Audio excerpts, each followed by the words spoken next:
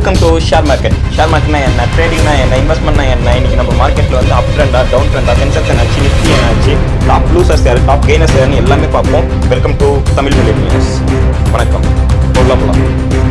இன்றைக்கி மண்டேக்கான market update பார்க்கலாம். மார்க்கெட் வந்து மார்னிங் ஓப்பன் ஆகும்போதே வந்து பார்த்தீங்கன்னா ஒரு 100 பாயிண்ட்ஸ் வந்து நெகட்டிவில் ஓப்பன் ஆச்சு. இதுக்கு ரீசன்ஸ் என்னென்னா யூஎஸ் சைனாவுடைய டேரிஃப் வார். ஏன்னா வந்து அமெரிக்கா வந்து என்ன சொல்லியிருந்தாங்கன்னா, சைனா வந்து ரேர் மெட்டல்ஸ் வந்து கொடுக்க மாட்டேருக்காங்க, அது வந்து யூஎஸ்க்கு மட்டும் கொடுக்க மாட்டேன்னு அவங்க சொல்கிறாங்க. பட் இருந்தாலும் வந்து அது யூஎஸ் மட்டும் அஃபெக்ட் ஆகாது, வேர்ல்டேவே வந்து இது வந்து பாதிக்கும். அதனால் வந்து எல்லாருமே வந்து சைனா மேல் டேரிஃப் விதிங்க அப்படின்ற மாதிரி ஒரு போஸ்ட் போட்டு வந்தார். அது சொன்னது மட்டும் இல்லாமல் நவம்பர் 1ஆம் தேதி வந்து பார்த்தீங்கன்னா 100% டேரிஃப் வந்து சைனாவுடைய ப்ராடக்ட்ஸ் மேலே போடுறேன், சைனா வந்து எதிர்பார்க்காத விளைவுகளை வந்து நான் கொடுக்க போகிறேன் அப்படின்ற மாதிரி ட்ரம்ப் சொல்லியிருந்தார். அந்த ஒரு ட்வீட்டில் வெள்ளிக்கிழமை ஈவினிங் வந்தது அந்த ட்வீட்டு. அப்போ வந்து இந்திய மார்க்கெட் வந்து அப்போ மூடி இருந்தது, ஆனால் அமெரிக்கன் மார்க்கெட்ஸ் வந்து அப்போ ஓப்பனில் தான் இருந்துச்சு. ஸோ லாஸ்ட் டைம்ன்றனால வந்து பார்த்தீங்கன்னா ஒரு 2% வந்து பார்த்தீங்கன்னா மார்க்கெட் வந்து பயங்கரமாக விழுந்துச்சு. அமெரிக்கன் மார்க்கெட் நாஸ்டாக்காக இருக்கட்டும் இல்லை S&P 500 இருக்கட்டும், ரெண்டுமே வந்து பார்த்தீங்கன்னா 2% மேலே வந்து கரெக்ட் ஆகிடுச்சு அன்றைக்கி ஒரே நாளில் மட்டும். அதுக்கப்புறமா சைனா என்ன சொன்னாங்கன்னா, ஒரு நாள் கழித்து நாங்கள் வந்து ரிட்டாலியேட் பண்ணுவோம், அதாவது யூஎஸ் வந்து இது வந்து டேரிஃப் வார் தான், இது சைனா மேலே விதிக்கப்படுற டேரிஃப் வார் தான், டேரிஃப் யுத்தம் தான் இது. நாங்கள் வந்து இந்த யுத்தத்தை விரும்பலை, பட் ஆனால் எங்கள் மேலே இந்த யுத்தமானது எங்கள் மேலே வந்து அதை போட்டாங்கன்னா நாங்கள் வந்து அதை வந்து ரிட்டாலியேட் பண்ணுவோம், நாங்கள் வந்து அதை சும்மா அப்படியே பார்த்துட்டாலும் இருக்க மாட்டோம், இதுக்கு பயந்துனாலும் நாங்கள் இல்லை, ஆனால் எங்களுக்கு இது வேண்டாம், இருந்தாலும் நீங்கள் எங்கள் மேலே அதை வந்து பண்ணிட்டீங்க, நாங்கள் வந்து அதை எதிர்கொண்டு தான் ஆகணும் அப்படின்ற மாதிரி சைனா சொல்லியிருந்தாங்க. ஸோ சைனா வந்து இப்போ எகைன் ரெண்டு பேருமே வந்து பயங்கரமாக ஒரு பேட்டலுக்குள்ளே வரனால டேரிஃப் வார் அது வந்து பிகின் ஆயிடுச்சு அஃபிஷியலாக அப்படின்ற மாதிரி எல்லாருமே சொல்லிட்டாங்க. அதனால் வந்து பார்த்தீங்கன்னா இப்போது பயங்கரமாக வந்து வேர்ல்டு மார்க்கெட் ஃபுல்லாமே வந்து பார்த்தீங்கன்னா ஒரு ஃபாலில் தான் இருக்குது. அதேனால் நம்மளுடைய இந்தியன் மார்க்கெட்டும் ஒரு 100 பாயிண்ட்ஸ் வந்து பார்த்தீங்கன்னா விழுந்திருக்கு நிஃப்டியில். இப்போ டீட்டெயிலாக நம்மளுடைய மார்க்கெட்டுக்குள்ளே போகலாம். மார்க்கெட் வந்து மார்னிங் ஓப்பன் ஆகும்போது பார்த்தீங்கன்னா 100 பாயிண்ட்ஸ் வந்து பார்த்தீங்கன்னா நெகட்டிவ் ஓப்பன் ஆச்சு, 120 பாயிண்ட்ஸ் வரைக்கும் போச்சு. அதுக்கப்புறமா திரும்பவும் நம்மளுடைய மியூச்சுவல் ஃபண்ட்ஸ், அதாவது டொமஸ்டிக் இன்ஸ்டிடியூஷன்ஸ் வந்து கஷ்டப்பட்டு திரும்பி மார்க்கெட்டை மேலே ஏற்றினாங்க. பட் என்ன தான் இது பண்ணாலும் வந்து மார்க்கெட் திரும்ப வந்து ஒரு 50-60 பாயிண்ட்ஸ் நெகட்டிவ்க்கு வந்தாலும் திரும்பவும் 120-130 பாயிண்ட்ஸ் வந்து பார்த்தீங்கன்னா நெகட்டிவ் போயிடுச்சு. இதே மாதிரி வந்து மார்க்கெட் பார்த்தீங்கன்னா ஒரு 100 பாயிண்ட்ஸ் நெகட்டிவ், திரும்ப ஒரு 50 பாயிண்ட்ஸ் நெகட்டிவ், 100 அந்த 50ன்னு சொல்லிட்டு அந்த ரேஞ்சுக்குள்ளே சும்மா சுற்றிட்டே இருந்துச்சு. ஏன்னா மார்க்கெட்டில் வந்து டிஐஎஸ் வந்து தொடர்ந்து மார்க்கெட்டில் காசு போட்டு இருந்தாலும் வந்து பேனிக்னால எல்லாமே செல் பண்ணிட்டே இருக்கனால பயங்கரமான ஒரு இது மார்க்கெட்டில் இன்றைக்கி வால்டைல் இருந்துச்சு. பயங்கரமாக வந்து மார்க்கெட் வந்து எப்படி போகுது என்ன பண்ண போகுதுன்னு சொல்லிட்டு யாருக்குமே எந்த ஒரு ஐடியாவுமே இல்லை.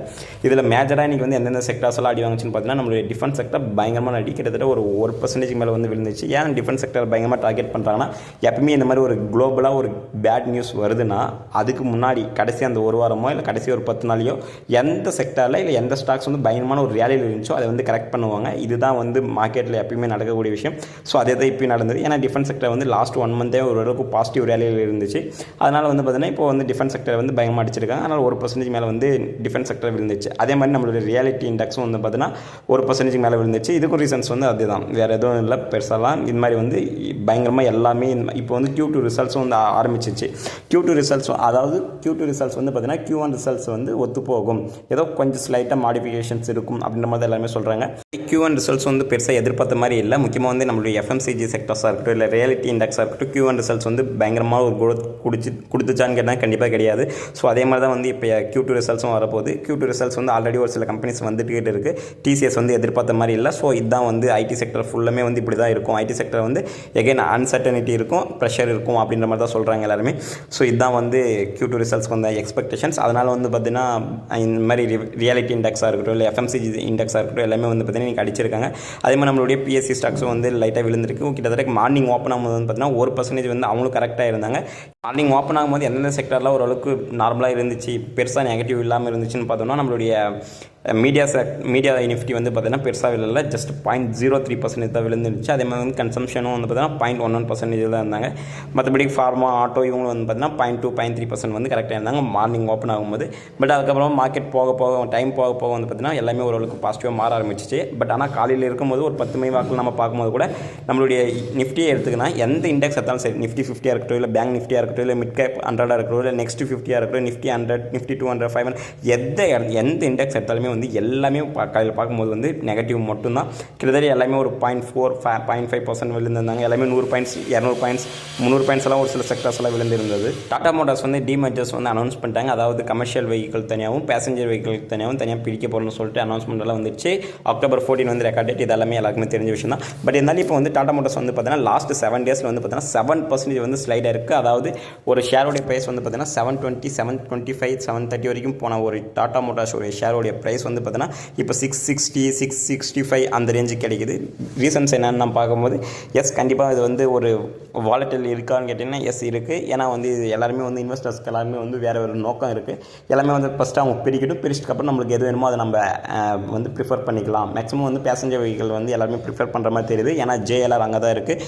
அது மாதிரி வந்து இவி வெஹிக்கல்ஸ் அதாவது பேசஞ்சர் வெஹிக்கிளும் அங்கே தான் இருக்குன்ற மாதிரி எல்லாருக்கும் அந்த ஒரு பாசிட்டிவான ஒரு சென்டிமெண்ட் இருக்கனால ஓகே இது வந்து பிரிச்சுப்படியாக நம்ம வாங்கிக்கலாம், கன்சிடர் பண்ணிக்கலாம், இப்போ வேண்டாம் அப்படின்ற மாதிரி எல்லாமே நினைக்கிறதுனால நம்மளோட டாடா மோட்டார்ஸ் வந்து பார்த்தீங்கன்னா லாஸ்ட் 7 டேஸில் 7% விழுந்திருக்கு. டாடா மோட்டார்ஸ் ஆல்ரெடி வந்து பார்த்தீங்கன்னா லாஸ்ட் ஒரு 1 மந்த்தாகவே வந்து ஒரு மாதிரி கொஞ்சம் ஆசிலேஷனில் இருக்குது. ரீசன்ஸ் என்னென்னா ஜேஎல்ஆர் ஜாக்வார் லேண்ட் ரோவர் யூரோப்போடைய பிளான்ட்டில் வந்து பார்த்தீங்கன்னா சைபர் அட்டாக் நடந்துச்சு. அதுக்கப்புறமா அதனால ஒரு 10-15 நாள் வந்து பார்த்தீங்கன்னா ப்ரொடக்ஷன் வந்து ஹால்ட் பண்ணியிருந்தாங்க.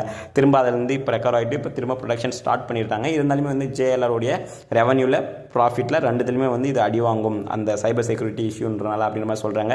அது எல்லாமே வந்து இப்போ டாடா மோட்டார்ஸ் வந்து ரெண்டாக பிரிக்கிறாங்க. அவ்வளோதான் பிரிச்சிட்டாங்க கிட்டத்தட்ட. அதனால் இது எல்லாமே இருக்கிறனால மார்க்கெட்டில் வந்து ஒரு மாதிரி சென்டிமெண்ட் இருக்குது டாடா மோட்டார்ஸை பொறுத்த வரைக்கும். நெக்ஸ்ட் வந்து பார்த்தோன்னா டாடா கேபிட்டல்ஸ் வந்து இன்றைக்கி லிஸ்ட் ஆகிட்டாங்க. எஸ் லிஸ்ட் ஆகினா வந்து மேஜராக இன்னும் அப்படி பயங்கரமாக ப்ராஃபிட் வந்துச்சா எதுவுமே கிடையாது. ஜஸ்ட் அவங்களுடைய ஐபிஓடைய ஷேர் ப்ரைஸ் வந்து பார்த்தீங்கன்னா 326 இருந்துச்சு. ஃப்ளாட்டாக 330 தான் லிஸ்ட் ஆகிருக்கு. பெருசாக எந்த க்ரோத்துமே கிடையாது டாடா கேபிட்டல்ஸ் இன்றைக்கி பொறுத்த வரைக்கும். ஜஸ்ட் 1% மட்டும் தான் இருக்குது. இந்த கிரே மார்க்கெட் ப்ரீமியம் நம்ம ஆல்ரெடி சொல்லிட்டு இருந்தோம் நம்ம ப்ரீவியஸ் வீடியோலையும். கிரே மார்க்கெட் ப்ரீமியம் எதுவுமே கிடையாது. ஜஸ்ட் 1-2% தான் இருக்குது. ஸோ டாடா கேபிட்டல்ஸ் வந்து நம்ம ஐபிஓ வந்து அப்ளை பண்ணோம்னா லாங் டேர்ம் நீங்கள் யூஸ் பண்ணுறீங்கன்னா ஓகே, ஷார்ட் டேர்ம்னா கண்டிப்பாக இது வேண்டாம். ஏன்னா இதில் வந்து பெருசாக கிரே மார்க்கெட் ப்ரீமியம் கிடையாது. ஜஸ்ட் 1%, 2% மட்டும் தான் இருக்குன்னு சொல்லிட்டு நம்மளோட எல்லா வீடியோஸ்லையும் நம்ம சொல்லிட்டு தான் இருந்தோம். அதே மாதிரி வந்து பார்த்தீங்கன்னா இன்றைக்கி வந்து ஃப்ளாட்டாக லிஸ்ட்டாக இருக்குது. எந்த ஒரு பயங்கரமான க்ரோத்தோ இல்லை ப்ராஃபிட்டோ யாருக்குமே எதுவுமே கிடையாது. ஜஸ்ட் 1% தான் வந்து ப்ரீமியம் அமௌண்ட்டில் வந்து லிஸ்ட்டாக இருக்குது. அதாவது 326 ஒரு ஷேர் ப்ரைஸ், 330 வந்து அவங்க லிஸ்ட் பண்ணியிருக்காங்க. அவ்வளோதான். ஜஸ்ட் 4 ரூபா ஒரு ஷேர் ப்ரைஸ்க்கு, அவ்வளோதான். பெருசாக எதுவுமே கிடையாது. ஸோ இன்றைக்கி வந்து டாடா கேபிட்டல்ஸ் வந்து லிஸ்ட் பண்ணியிருக்காங்க. ஒரு சிலர் வந்து என்ன சொல்லியிருக்காங்கன்னா லாங் டேர்முக்கு நீங்கள் வச்சுக்கிறீங்கன்னா இது வந்து கன்சிடர் பண்ணுங்கள், இல்லை ஷார்ட் டேர்ம்னா வேண்டாம். இது வந்து புக் வேல்யூ நம்ம கம்பேர் பண்ணும்போது இது வந்து கொஞ்சம் ப்ரீமியமாக இருக்குது. அதனால் வந்து டாடா கேபிட்டல்ஸ் வந்து இப்போதைக்கு எதுவும் பண்ண வேண்டாம் அப்படின்ற மாதிரி எல்லாருமே சொல்லியிருக்காங்க. அது மாதிரி மார்க்கெட் வந்து இப்போ 3:30 நம்ம பார்க்கும்போது வந்து பார்த்தீங்கன்னா 100 பாயிண்ட்ஸ் நெகட்டிவ் இருக்குது. பட் இருந்தாலும் ஒரு சில ஸ்டாக்ஸ் மட்டும் கொஞ்சம் பாசிட்டிவ் இருக்குது. ஏஷியன் பெயிண்ட்ஸாக இருக்கட்டும், அதானி போர்ட்ஸ், அவங்களாம் வந்து பார்த்தீங்கன்னா சின்ன பாசிட்டிவ் இருக்காங்க. இனி வந்து அதானி போர்ட்ஸ் தான் வந்து பார்த்தீங்கன்னா மேஜரான ஒரு பாசிட்டிவில் இருக்காங்க. ரீசன்ஸ் என்னென்னு பார்த்தீங்கன்னா யூகேவோடைய இன்வெஸ்டிகேட் கவரேஜ் அப்படின்றவங்க என்ன சொல்லியிருக்காங்கன்னா 23% வந்து அப்சைடு வந்து பாசிபிள் இருக்குது அதானி போர்ட்ஸில் அப்படின்ற மாதிரி ஒரு ரிப்போர்ட்ஸ் கொடுத்துருக்காங்க. ஸோ அந்த ரிப்போர்ட் அவங்க கொடுத்துருக்கனால வந்து பார்த்தீங்கன்னா இன்றைக்கி வந்து பயங்கரமான ஒரு பாசிட்டிவ், அதாவது விழுற மார்க்கெட்டில் இவங்க மட்டும் கொஞ்சம் பாசிட்டிவ் இருக்காங்க. நிஃப்டி வந்து விழுந்துட்டு இருக்குது. அதை கொஞ்சம் தூக்கி பிடிக்கிறதுல அதானி போர்ட்ஸ் மட்டும் இருக்காங்க முன்னாடி. ஏன்னா அவங்க வந்து பார்த்தீங்கன்னா இந்த மாதிரி வந்து யூகேலேருந்து இது மாதிரி சொல்லியிருக்கனால அந்த மாதிரி ஒரு விஷயங்கள் இருக்குது. நெக்ஸ்ட் வந்து பார்த்தீங்கன்னா அதானி ஸ்டாக்ஸ் வந்து பார்த்தீங்கன்னா நேற்று வந்து அமெரிக்கன் கோர்ட்ஸில் என்ன சொல்லியிருக்காங்கன்னா இந்தியா வந்து அதானிக்கு எதிராக எந்த ஒரு தீர்மானமும் எடுக்க மாட்டேருக்கு, எந்த ஒரு நடவடிக்கை எடுக்க மாட்டேருக்குன்ற மாதிரி சொல்லியிருந்தாங்க. பட் ஆனால் அதை வந்து பெருசாக மார்க்கெட் வந்து கண்டுக்கல. ஏன்னா இண்டன்பர்க் ரிப்போர்ட்டே வந்து ஃபேக்கு ஃபால்ஸ்ன்னு சொல்லிட்டு அதெல்லாம் உதறி தள்ளிட்டாங்க நம்மளுடைய இந்தியன் இன்வெஸ்டர்ஸ். ஸோ இதனால் வந்து பார்த்தீங்கன்னா நேற்று அந்த கோர்ட்டில் வந்து அவங்க அதானிக்கு எதிராக சொன்னது பெருசாக எந்த ஒரு இம்பாக்டையும் கொடுக்கல. இப்போ போயிட்டு இருக்க யூஎஸ் சைனா டேரிஃப் வாரில் வந்து பார்த்திங்கன்னா சைனாக்கு தான் வந்து ஒரு அப்பர் ஹேண்ட் இருக்குது அப்படின்ற மாதிரி நிறைய பேர் சொல்கிறாங்க. இதுக்கு ரீசன்ஸ் என்னென்னா சைனா தான் வந்து இந்த ரேர் எர்த் மெட்டல்ஸ், அதாவது இந்த எலக்ட்ரிக் வெஹிக்கல்ஸ்க்கு வந்து முக்கியமாக தேவைப்படுற ஒரு பொருள் பார்த்திங்கன்னா ரேர் எர்த் மெட்டல்ஸ். அது எல்லாமே வந்து பார்த்திங்கன்னா சைனா கிட்ட தான் வச்சுருக்காங்க. சைனா தான் வந்து வேர்ல்டு லெவலில் பயங்கரமான ஒரு டாமினேஷன்ஸ் அதில். ஸோ அவங்க வந்து அதை நான் கொடுக்க மாட்டேன்னு சொல்லிட்டு அமெரிக்காவுக்கு சொன்னது இந்த பிரச்சனையே ஸ்டார்ட் ஆச்சு. ஸோ இதில் வந்து என்ன சொல்லியிருக்காங்கன்னா சைனாக்கு தான் வந்து ஒரு அப்பர் ஹேண்ட் இருக்குது. ஏன்னா வந்து சைனாவால் கண்டிப்பாக இதை வந்து பயங்கரமாக ஃபேஸ் பண்ணிக்க முடியும். இதுலேருந்து அவங்க சேலஞ்சில் வெளியே வருவாங்க. ஆனால் வந்து யூஎஸ் வந்து சைனா ப்ராடக்ட்ஸை வந்து பயங்கரமாக நம்பியிருக்காங்க. சப்போஸ் யூஎஸ் வந்து பயங்கரமாக ஒரு டேரிஃப் விதிச்சு அதனால் வந்து 100% டேரிஃபால் சைனா கூட்ஸ் மேலே போட்டாங்கன்னா அதனால் பாதிக்க போகிறது வந்து பெருசாக வந்து பார்த்தீங்கன்னா யூஎஸோடைய மக்கள் தான். யூஎஸ் வந்து இந்த டேரிஃப் வாரை வந்து ரொம்ப நல்லா தாக்கு பிடிக்காது. கண்டிப்பாக இதில் வந்து சைனா தான் வெற்றி அடைவாங்க இந்த டேரிஃப் வாரை பொறுத்த வரைக்கும் அப்படின்ற மாதிரி தான் நிறைய பேர் சொல்லிட்டு இருக்காங்க. அதுதான் வந்து ஃபேக்ட்னு நம்மளுக்கும் தோணுது.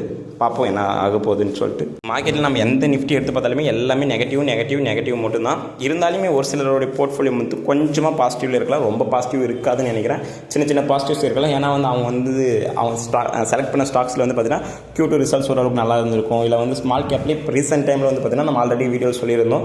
ஸ்மால் கேப்ஸ் வந்து இப்போ நல்லா பிளாஸ்டாக ஆரம்பிச்சிருக்கு. எல்லாமே ஓரளவுக்கு நல்லா பாசிட்டிவ் ரிட்டர்ன்ஸ் கொடுத்துட்டு இருக்குன்னு சொல்லிட்டு அந்த மாதிரி வந்து ஸ்மால் கேப்ஸ் வந்து ஓரளவுக்கு நல்லதாக இருந்ததா அவங்க செலக்ட் பண்ணி வச்சுருந்தாங்கன்னா ஓகே, ஓரளவுக்கு கொஞ்சம் பாசிட்டிவ் இருப்பாங்க.